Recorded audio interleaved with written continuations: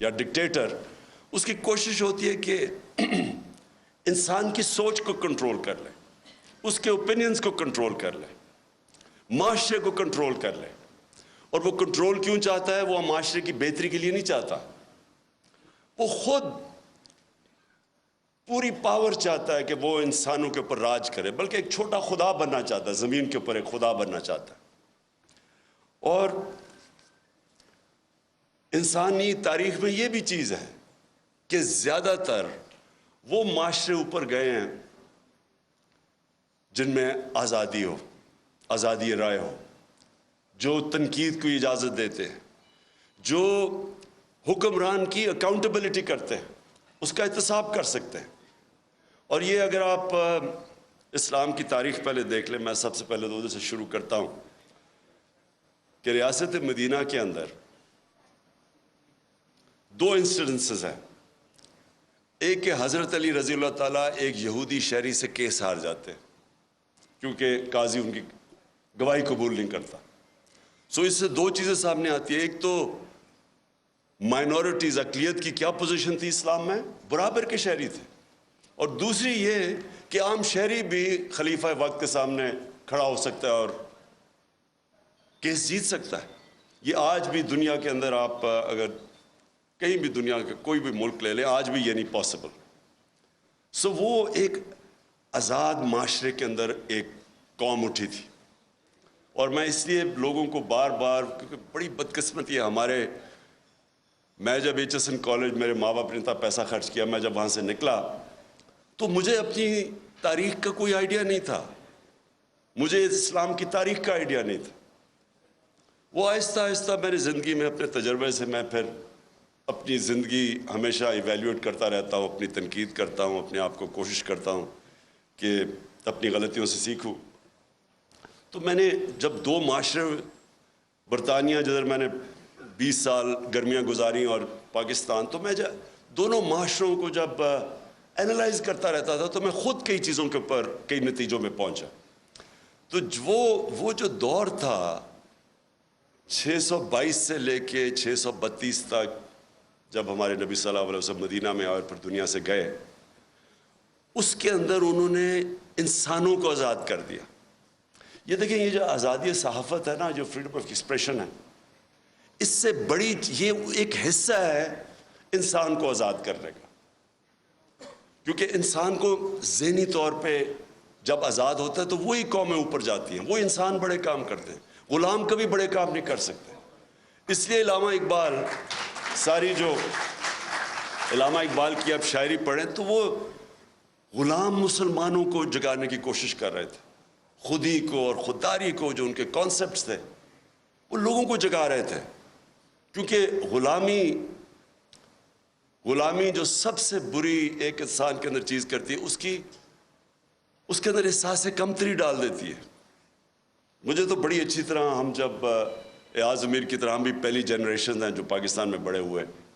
آپ کو صرف میں غلامی بتاتا ہوں کہ یہ کیا ظلم کرتی ہے ایک انسان کے اوپر، اس کے پوٹینشیل کو کیسے ختم کرتی ہے. جمخانہ کلب ہوتا تھا، پنجاب کلب، سندھ کلب.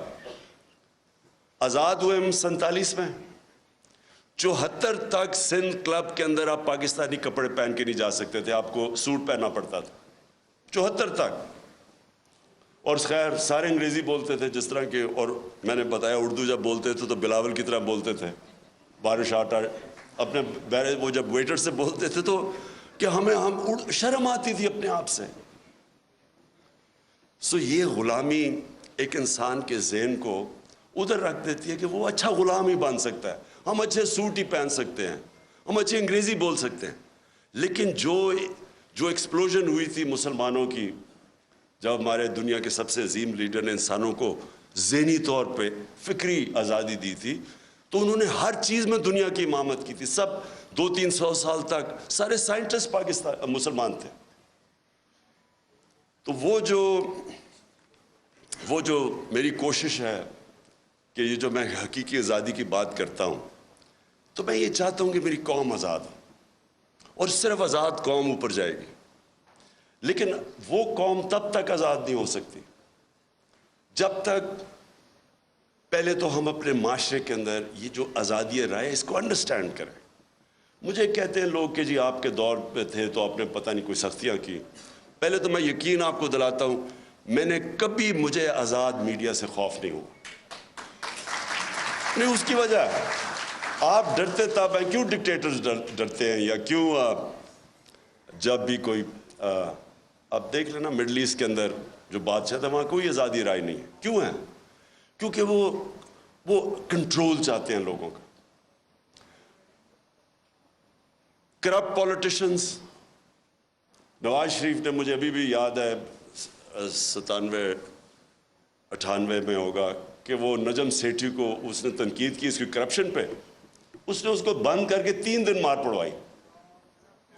اور میں افسوس کرنے گیا تو ابھی یہ عمران ریاض بات کر رہا تھا, وہاں یہ نہیں انہوں نے کہا کہ مجھے بڑی پاکستانیوں سے کال آئی جب نجم سیٹھی کو اس نے مار پڑوائی نواز شریف نے. اس نے کہا مجھے اسٹروپ ٹالبوٹ سے کال آئی ہے, امریکہ سے کال آئی ہے کہ جی بڑا ظلم ہو گیا. کیوں یہ ان کو خطرہ ہوتا ہے؟ کیونکہ انہوں نے کرپشن کی ہوتی ہے. جب کرپشن کی ہوتی ہے تو ان کو کنٹرول کرنا ہوتا ہے, اور یا پھر تم نے قانون توڑنے ہوتے ہیں. میں نے صرف مجھے ایک ایشو ہوتا تھا. دیکھیں, آزادی رائے کا مطلب یہ نہیں کہ آپ لوگوں کی توہین کریں, سلانڈر کریں. اب میں کیونکہ انگلینڈ میں نے کیس لڑا ہوا ہے عدالت کے اندر ڈیفیمیشن کا, تو وہاں تو اگر آزادی رائے ہے تو ساتھ پورا یہ بھی آپ کو چیک اور بیلنس ہے. آپ ہر کچھ کسی کی پگڑی نہیں اچھال سکتے, تو لوگوں کو موقع ملتا ہے کہ عدالت میں جا کے اپنی عزت بحال کرے یا ڈیفیمیشن کے کیس کرے. بدقسمتی سے میں پرائم منسٹر تھا, میرے اوپر اسی نجم سیٹھی نے کوئی بڑی غلط باتیں رکھی, میں اس کو عدالت میں لے گیا. میرے دور میں تو وہ کیس لگا ہی نہیں. تو پرائم منسٹر کو ہی اگر انصاف نہیں ملتا تو بیچارے عام لوگوں کو کیا ملنا ہے. جب آپ کے پاس آزادی آتی ہے اس کے ساتھ ذمہ داری بھی آتی ہے. میں نے جتنا ٹائم برطانیہ میں گزارا اس کے ساتھ ذمہ داری ہوتی ہے آزادی کے ساتھ. اب میں دوسری چیز پہ آتا ہوں, پاکستان میں کیا ہو رہا ہے. میں نے ابھی ایاز امیر نے بڑی ڈیٹیلز میں اس چیز کے اوپر بات کی. میں اپنی ذرا ایوولوشن بتاتا ہوں کہ ہم جب 90s کے اندر تماشا دیکھ رہے تھے, دونوں پارٹیز آئیں, 2 دفعہ کرپشن میں دونوں کو نکالا گیا, تو تب ہمارے ان دونوں پارٹیز کو دیکھ کے میرے بھی ذہن میں آیا کہ شاید کم کرپشن ہوگے کہ اگر ملٹری اس سے بہتر ہوگی. یہ ہم نے وہاں کی سوچنا شروع کر دیا کہ اس سے بہتر تو ہے. وہ ضیاء کے زمانے میں گروتھ ریٹ بھی زیادہ تھی, اکانومی بھی آگے تھی, لگ رہا تھا. تب وہ اور چیز ہے کہ تنقید نہیں تھی تو اس لیے کئی چیزیں پتہ ہی نہیں چلتی تھی. تو ہم نے بھی یہ سوچنا شروع کیا, کیونکہ انہوں نے جو 2 دفعہ کرپشن میں گئی, ان کے اوپر پورے دونوں نے ایک دوسرے کے اوپر جو کیسز بنائے کرپشن کے, کوئی سر مال تھا, کوئی ہدایبہ پیپر مل تھی. مجھے یاد ہے فاروق لغاری جب وہ کیئر ٹیکر گورنمنٹ آئی 96 میں, تو انہوں نے مجھے پوری فائلیں دی کہ بے نظیر اور زرداری نے $1.5 ارب ملک سے نکالا. میں اب بات کر رہا ہوں 96 کی, اور نواز شریف نے بھی $1.5 بلین ملک سے باہر نکالا. تو میں تو پولیٹکس میں آئی کرپشن کے خلاف تھا. دیکھیں, اور کرپشن جو ہے نا وہ ایک سمٹمز ہے جس ملک کے اندر قانون کی بالادستی نہ ہو. جدھر رول آف لا نہیں ہوتا ادھر کرپشن ہوتی ہے. رول آف لا بھی میں ایکسپلین کر دوں کہ طاقتور کے لیے جب تک آپ قانون کے نیچے نہیں لے کے آتے, وہ رول آف لا نہیں ہے, وہ پھر طاقت کی حکمرانی ہے جو جنگل کا قانون ہے. تو میں نے جب دیکھا کہ یہ 2 باری لے کے آئے اور دونوں آ کے, نواز شریف نے جتنی دیر میں پرائم منسٹر تھا اس سے کم ٹائم میں اس نے 17 فیکٹریاں بنا لی. 3 سال کے اندر 17 فیکٹریاں بنا لی, اور گورنمنٹ بینکس سے قرضے لیے. اب یہ جو فرق کیا تھا, میں نے برطانیہ کا سسٹم دیکھا ہوا تھا, ان کی پارلیمنٹ دیکھی ہوئی تھی, ان کے پولیٹیشنز کے اوپر میں نے جو ان کے اوپر چیکس اور بیلنسز ہیں, جو ان کی اخلاقیات ہے وہ میں نے دیکھی ہوئی تھی. تو ہم چاہتے تھے ہمارا بھی ملک آگے بڑھے. انہوں نے آتے ساتھ ہی دونوں پارٹیز نے مل کے سب لگ گئے پیسہ بنانے کے لیے. تو میں آیا تھا کرپشن کے خلاف, اور آپ جب مشرف کا دور آیا تو مجھے یاد ہے جنرل امجد نے فائلیں دکھائی ان کی چوری کے اوپر, بتایا کہ انہوں نے کتنی کرپشن کی ہوئی ہے. اور ہم نے جنرل مشرف کی شروع میں سپورٹ اس لیے کی کہ ہم سمجھے کہ جنرل مشرف واقعی کرپشن ختم کرنے آیا ہے. وہ بعد میں پتہ چلا کہ وہ کرپشن کے نام پہ ہم سارے اس کی سپورٹ کر, وہ بھی پاور کے لیے آیا تھا, اور انہی لوگوں کو پھر این آر او دے دیا اس نے, جبکہ کسی کی رائٹ نہیں ہے کہ آپ پبلک کا پیسہ چوری ہو وہ معاف کر دیں. کرپشن کا مطلب ہوتا ہے پبلک کا پیسہ چوری, چوری کا مطلب ہوتا ہے میرا کوئی چوری کرے. کرپشن ہے جو عوام کا پیسہ چوری کرے, تو اس کے پاس تو رائٹ ہی نہیں تھا کہ ان کی چوری معاف کرنا. بہرحال اس کے بعد یہ دو آیا, اور انہوں نے جو 10 سال میں کیا. اب جو مجھے چیز سب سے جس پوائنٹ پہ میں آ رہا ہوں, میں ہمیشہ سمجھتا رہا کہ جو ہماری اسٹیبلشمنٹ ہے اس کو زیادہ ملک کی فکر ہوگی, اور وہ اس چیز کو ہونے نہیں دیں گے. وہ جب دیکھتے ہیں چوری تو وہ اس کے اوپر ایکٹ کریں گے. کیونکہ مجھے تھرو آؤٹ جب میں یہ سٹرگل کر رہا تھا تو مجھے اسٹیبلشمنٹ کی طرف سے کئی دفعہ مجھے آئی ایس آئی نے مجھے بتاتے تھے ان کی چوری کے, یہ جی فلانے انہوں نے اتنی چوری کی. یہ بھی جو دور تھا ان کا 2008 سے لے کے, تب بھی مجھے وہ مٹیریل جی اس نے اتنا چوری کر لیا, وہ چائنا جا کے تو اتنی کک بیکس لے لی. یہ مجھے بتایا کرتے تھے کہ وہ جی اس کا حمزہ یہ سلمان شہباز, یہ وہ چائنا پہنچا تو تھا کک بیکس لینے کے لیے کانٹریکٹس کے اوپر. یہ ساری ان سے مجھے انفارمیشن آئی تھی. اور جب میں پھر پرائم منسٹر بنا تو سارے کیسز سب کو پتا تھا کہ ان کے کیسز کون سے ہیں, اور بدقسمتی سے جو نیب تھی وہ ہمارے کنٹرول میں ہی نہیں تھی.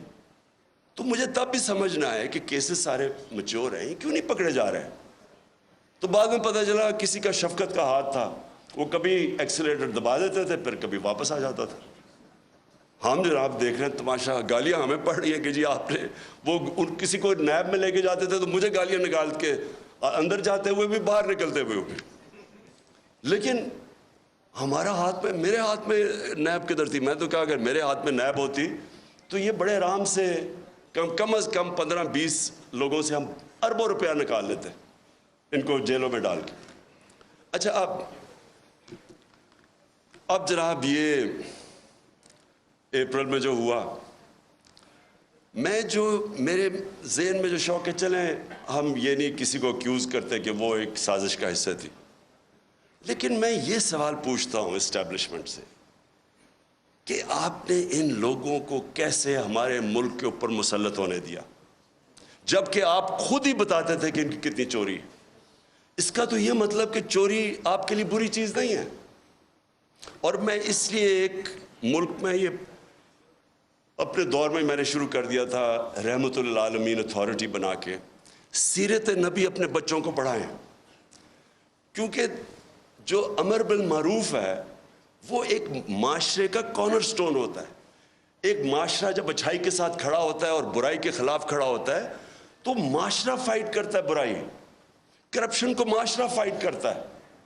لیکن جب آپ برائی کو برائی نہ سمجھیں, کرپشن بری چیز ہی نہیں ہے, چوری بری چیز نہیں ہے, تو محنت کون کرے گا آپ کے معاشرے میں؟ اگر آپ نے معاشرہ اپنا تباہ کرنا ہے, آپ کو کوئی ایٹم بم پھینکنے کی ضرورت نہیں ہے, صرف اخلاقیات ختم کر دیں, اچھے برے کی تمیز ختم کر دیں. مولانا رومی کی بڑی فیمس سینگ ہے, اب کسی نے پوچھا مولانا صاحب ایک قوم کیسے مرتی ہے؟ انہوں نے 2 درختوں کا بتایا, ایک بڑا خوشبودار اور ایک بڑا برا درخت. انہوں نے کہا جب ایک قوم ان کے اندر فرق کرنا ختم کر دیتی ہے, اچھے برے کی تمیز ختم کرتی, قوم مر جاتی.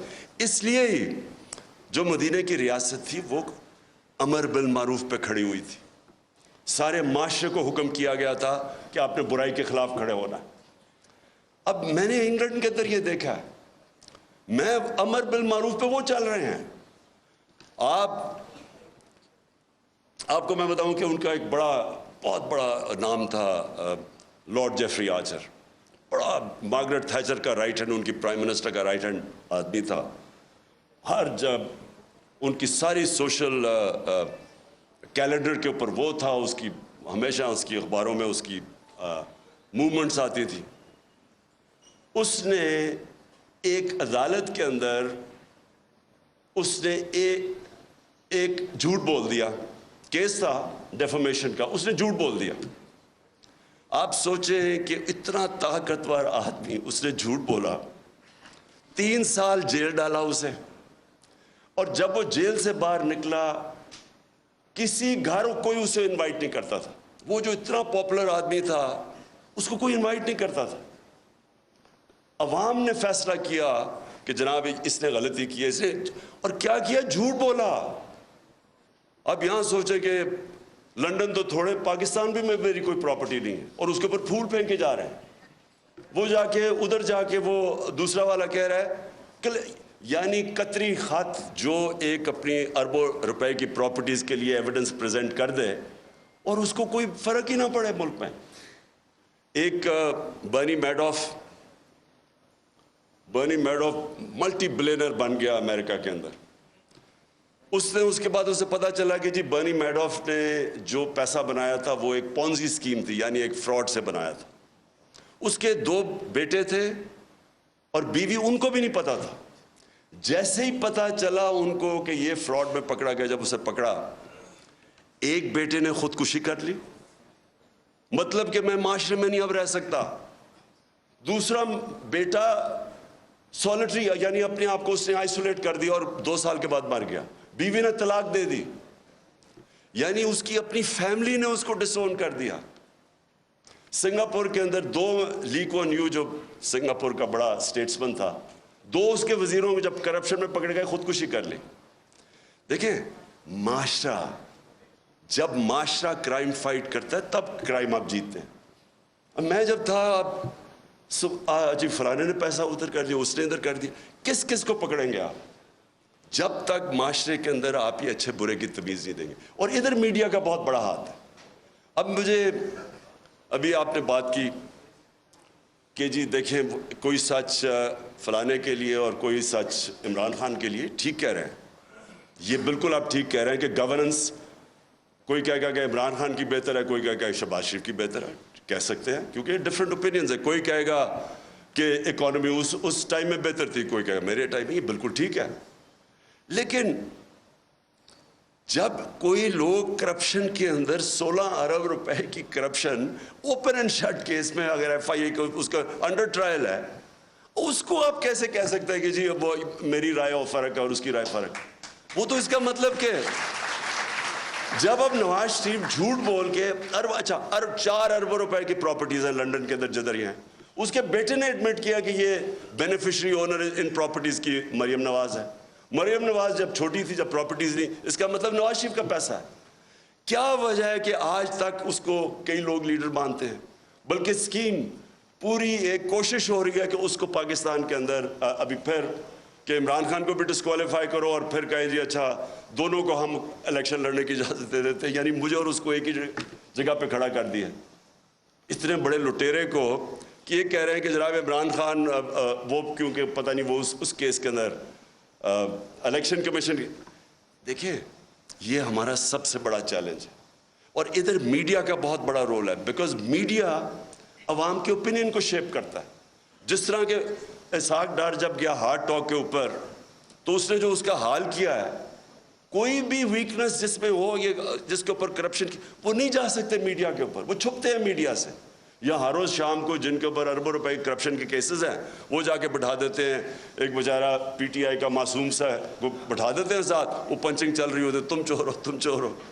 سو میری سب سے یہ جو اور اسی کے اوپر میں آ رہا ہوں کہ جب ہماری اسٹیبلشمنٹ کو پتا تھا ان کی پاس کتنے سال 30 سال سے یہ ملک کو لوٹ رہے ہیں, سارے ان کے پاس کیسز, مجھے انہوں نے دکھائے ہوئے, میں سوال یہ پوچھتا ہوں کہ انہوں نے کیسے ان کا راستہ نہیں روکا؟ اگر ملک کی فکر ہے تو کیسے آپ ان کو اجازت دے دیتے ہیں؟ ایک تو ہمیں پتہ ہے کہ امریکہ کا انٹرسٹ, امریکہ کی جو پالیسی ہے وہ اپنے انٹرسٹ پروٹیکٹ کرتے ہیں. ان کا ہے کہ جی وہ پاکستان ہمیشہ ایک ٹیلی فون کرو تو جو کام کروانا چاہے یہاں سے کرنے کے لیے تیار ہیں. اس کا یہ نہیں مطلب کہ اگر آج میں کہتا ہوں کہ بیسز نہیں دے رہے, یا میں کہتا ہوں میں نے روس جا, یہ نہیں کہ میں اینٹی امریکن ہوں. میں ان کا اپنا انٹرسٹ ہے, ہمارا کام ہے اپنے لوگوں کے انٹرسٹ پروٹیکٹ کرنا, یہ اینٹی نہیں ہے. لیکن ان کو اتنی عادت پڑی ہوئی ہے یہاں کہ یہ ہاتھ باندھ کے سامنے کھڑے ہو جاتے ہیں. تو میں یہ مجھے ایشو ہے کہ کیسے ایک باہر سے, ہمیں پتہ ہے ڈونلڈ لو وہ تو سب کے پاس, اس کا جو سائفر تھا وہ تو سب کے پاس ہے, وہ تو آرمی چیف کے پاس بھی گیا تھا, پریزیڈنٹ پاکستان کے پاس بھی گیا, میرے پاس آیا, فارن آفس کے پاس. تو وہ تو ہمارے پاس پتا تھا کہ وہ ایک انڈر سیکرٹری کہتا ہے کہ عمران خان کو اگر نہیں ہٹاؤ گے تو کانسیکوینسز ہوں گے پاکستان کے لیے. لیکن میں حیران ہوں کہ جب یہ بھی پتا تھا کہ باہر سے سازش ہے, یہ بھی پتا تھا کہ ہمارے لوگوں کو پیسے دے کے خریدا جا رہا ہے, اور یہ بھی پتا تھا کہ چور ریپلیس کرنے والے ہیں جن کے اوپر کرپشن آپ کے دور میں کیسز بنے ہوئے ہیں, پھر کیسے ان کو اس ملک پہ مسلط ہونے دیا؟ کیونکہ اسٹیبلشمنٹ کے پاس پاور ہے, ان کے پاس اس وقت سب سے زیادہ پاور ہے, تو پاور کے ساتھ ذمہ داری آتی ہے. یہ نہیں ہو سکتا کہ پاور آپ کے پاس ہے اور ذمہ داری کسی اور کے پاس ہے. اتھارٹی اور پاور ساتھ ساتھ جاتے ہیں. جب یہ اوپر آئے ہیں تو آپ جتنا مرضی کہیں ہم نیوٹرل ہیں, جو مرضی آپ کہیں ہم نیوٹرل ہیں, تاریخ کے اندر لوگ آپ کو بلیم کریں گے یہ جو ملک کے ساتھ کیا ہے.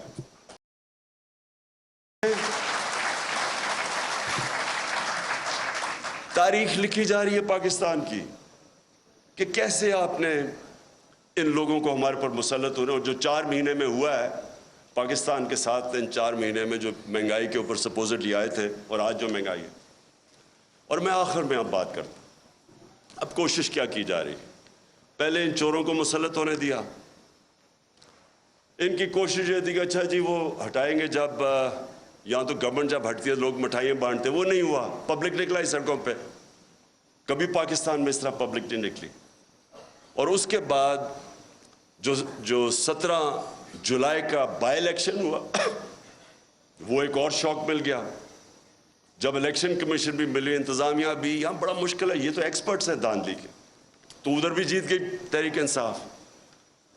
25 مئی کو انہوں نے جو ظلم کیا اس کی کوئی مثال نہیں ہے کہ پاکستان گھروں میں رات کے 3 بجے جا کے عورتیں بچے بات دیکھ رہے ہیں, ان کے اوپر جا کے ان کو ذلیل کیا. دیکھیں آدمی اپنے اوپر تو چلو وہ لے بھی لیتا ہے, لیکن عورتیں بچوں کے رات میں 3-4 لوگ گھر گھسا ہیں تو ان کے اوپر کیا گزری ہوگی.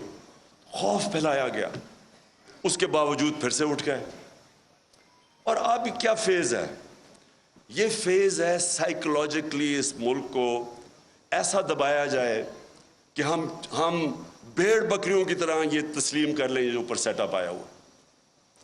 اور اس کے لیے ہر حربہ استعمال کیا جا رہا ہے. سوشل میڈیا کے لوگوں کو جس طرح اٹھایا جاتا ہے, کئیوں کو اٹھا کے پھر جس نے کوئی فوج کے خلاف ٹویٹ کی ہو اسے کہتے ہیں, اسے پہلے اٹھا لیتے ہیں, پھر کہتے ہیں اچھا یہ نہیں کہ میرے سے معافی مانگو, کہو کہ یہ عمران خان نے کہا میرے ان کے خلاف ٹویٹ کروا. ان سوشل میڈیا وہ بیچارے بچوں کو اٹھا رہے ہیں. یہاں میڈیا یہ سامنے میرے بیٹھے ہوئے ہیں, میں نے دیکھا کہ ایاز امیر نے بڑی کیئرفلی ایسے ورڈنگ کی کہ انشاءاللہ کپڑے اب نہیں پھٹیں گے اس باری. یہ ان کا فارن آفس کا ایکسپیرئنس ہے, ڈپلومیسی. اور سمیع ابراہیم, عمران ریاض, اور مجھے بڑا افسوس ہے کہ ارشد شریف. اب ارشد شریف جب سے میں وہ جانتا ہوں وہ ایک اپنی سوچ کا آدمی ہے, بہت ہی پیٹریوٹک, محب وطن پاکستانی ہے. وہ جو سمجھتا ہے کہ وہ ٹھیک لائن پہ ہے اس کو پڑ جاتا ہے, اور اس لیے اس کو لوگ دیکھتے ہیں کیونکہ ان کو پتہ ہے کہ وہ اس کا سٹانس کدھر ہے. اس جیسے آدمی کو دھمکیاں, گھر میں باہر گاڑیاں کھڑی, اس کو باہر جانا پڑا. صابر شاکر باہر چلا گیا, ARY کو بند کر دیا.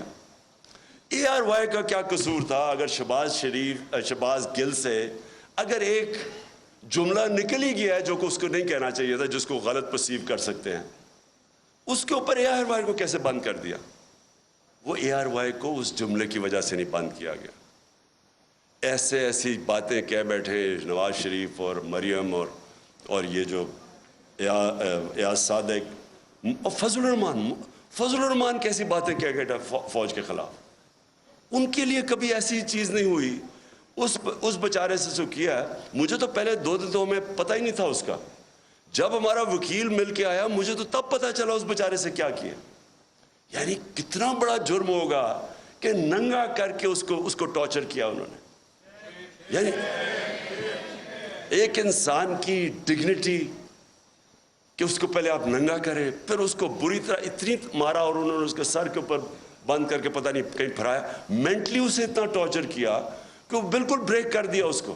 اور اسے کلوا کہہ رہے ہیں کہ جی یہ کہو کہ عمران خان نے یہ سینٹنس کہا تھا تمہیں یہ بولنے کا. اس کے پیچھے اس کو بند کیا ہوا اور اس سے جو بیچارہ جو اسے حال کیا, مجھے تو یعنی میرے خیال میں کہ ہمارا معاشرہ ادھر گر رہا ہے, اللہ کرے کہ اسے اور نیچے نہ جائے. مجھے تو شرم آتی ہے یہ کر کیا رہے ہیں, اور کر کیا رہے ہیں وہ ان چوروں کو اوپر مسلط کرنے کے لیے ہمیں ایکسیپٹ کروا رہے ہیں ان کو. سب سے خوفناک چیز یہ ہے, اچھا کوئی بہت بڑا منصوبہ ہو, کوئی پاکستان کی بہتری ہو, چلے جی ہم یہ آپریشن بھی ٹالریٹ کر لیں. یہ چور جو 30 سال سے ملک کو پیسہ چوری کر رہے ہیں, 26 سال میں ان کے اگینسٹ جہاد کر رہا ہوں, ان کو ایکسیپٹ کروانے کے لیے میڈیا کا منہ بند, خوف پھیلا رہے ہیں, لوگوں کو ڈرا رہے ہیں, اور پھر آگے پلاننگ کر رہے ہیں کہ کسی طرح تحریک انصاف ٹوٹ جائے گی. ہمارے لوگوں کو کال کر رہے ہیں, ہمارے ایم این ایز کو کال کر رہے ہیں, ہمارے سینئرز کو اپروچ کر رہے ہیں, خوف پھیلا رہے ہیں ان کے اندر. اور میں اس لیے آج ساری اپنی قوم کے سامنے کہنا چاہتا ہوں کہ دیکھیں یہ واقعی ایک پاکستان کا ڈیفائننگ مومنٹ ہے. میں پھر سے کہوں گا کہ آز امیر اور میں, ہماری وہ جنریشن ہے جو پاکستان کے ساتھ بڑی ہوئی ہے. میں نے کبھی اپنی قوم کے اندر یہ شعور نہیں دیکھا, ایسی بیداری نہیں دیکھی. فیملیز رات کے 12 بجے تک جلسے اٹینڈ کر رہی ہیں. میں جب انہوں نے جب 25 مئی کو یہاں ظلم کیا تو ہم بڑی وہ کنٹینر میں آہستہ آہستہ جب آ رہے تھے, صبح کے 6 بجے 7 بجے سڑکوں کے اوپر لوگ کھڑے ہوئے تھے, اور فیملیز اور بچے لوگوں نے اٹھائے ہوئے. یہ کوئی بھی, میں یہ چیلنج ان کو کرتا ہوں, آپ جو مرضی کر لیں, جتنا مرضی خوف پھیلا لیں, یہ جو اس وقت اس ملک میں بیداری ہے اور یہ جو قوم اٹھ رہی ہے, آپ کچھ بھی نہیں کر سکیں گے. آپ جو مرضی کر لیں, یہ قوم, یہ جو بیداری کا اور شعور کا جن ہے, یہ کبھی بوتل میں آپ واپس نہیں ڈال سکتے. اور جتنا آپ اس کے اوپر آپریشن کریں گے اور جتنا لوگوں کے اوپر ظلم کریں گے, اسے شہباز گل سے پوچھ رہے جی عمران خان کھاتا کیا ہے, پہلے تو اسے کہہ رہے ہیں کہ عمران خان کے خلاف سٹیٹمنٹ دو, پھر کہتے ہیں کھاتا کیا ہے.